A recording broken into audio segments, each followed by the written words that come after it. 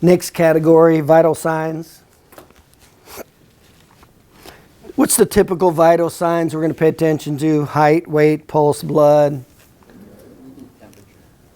You could temperature if you wanted to. Yeah.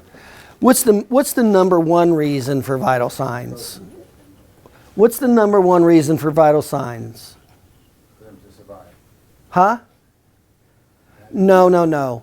You forget. I'm talking about the standard low-impact soft tissue spinal injury that comes into a chiropractor's office. That's the frame of reference we're coming from. So my question was, when it comes to vital signs, what's the number one reason you need to do them? UCR, malpractice. It's standard of care. Is it going to be very relevant to your case? No. Do you need to do them? Yes. Now, what would I pay attention to? Is height going to be much of an issue? No. In other words, we're still paying attention to these factors, right? Sensitivity, relevancy, probability, right? Not very relevant. Okay. Weight. Yes. What happens with weight with injuries? When, huh?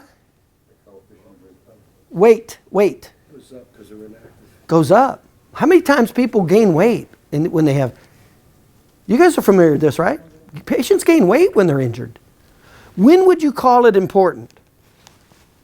When would you call the amount of weight they gained important? Or pretty relevant now? To not relevant, to kind of relevant, to very relevant. Meaning what? What percent? See, I can't say obesity because what if they were obese when they came in? It's not relevant now. They move points on BMI. Huh? If they move points on the BMI. Yeah, it's your decision, right? It's not on the board anywhere. But my point is weight can be a very important biomarker for a patient.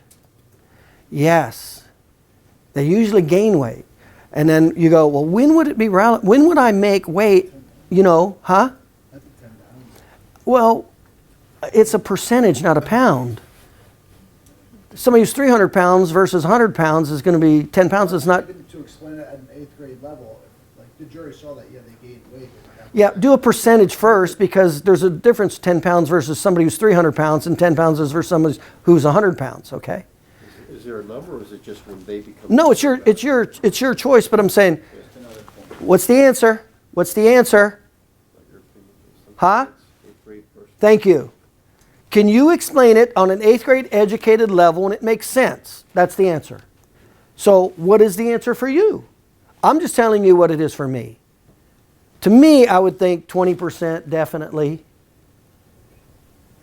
But what are going to be the other factors that make the weight gain more or less higher relevant? Blood pressure is going up. Please look behind me.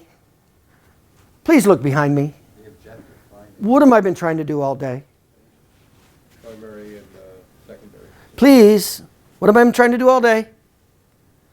This is your important scale right here. Do you have these 7 categories and how many primary and secondary factors do you have? The more of these that you have, the more relevant that weight's going to be.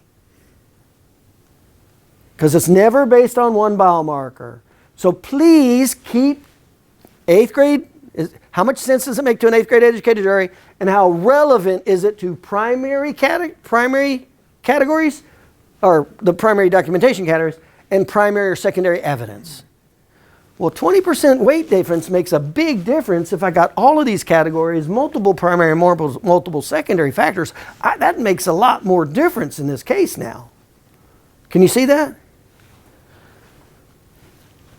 Let's say I have a 20% difference in weight, but I don't even have the primary. Let's say I have no objective findings, but a 20%. How important is that 20% weight and I've got no objective findings? Not relevant at all for the most part. You see what I'm trying to do? Get your eyes on the prize. This is it. Everything is based on that patient. This is the most important categories of that patient. Everything you do, does it fit into one of the 7 categories, and is it primary or secondary, and how many of them do you have? That's what makes this case bigger, more weighted or less weighted. Because that's what you're going to give when you go into the jury. That's what it's going to give. You're going to either give or not give when you go in front of a jury. That's it right there. They're not going to care about Croft. Weight, pulse. You can see a little, you see the patient relatively soon, but we don't see patients right after accidents for the most part, right? So, could be, not relevant. Height, weight, pulse, blood pressure. Would you guys like to add anything? You said temperature. All I'm saying is, in Maryland, when you take vitals, you must have all five. Okay, so see, that was a law for Maryland. You have to have temperature.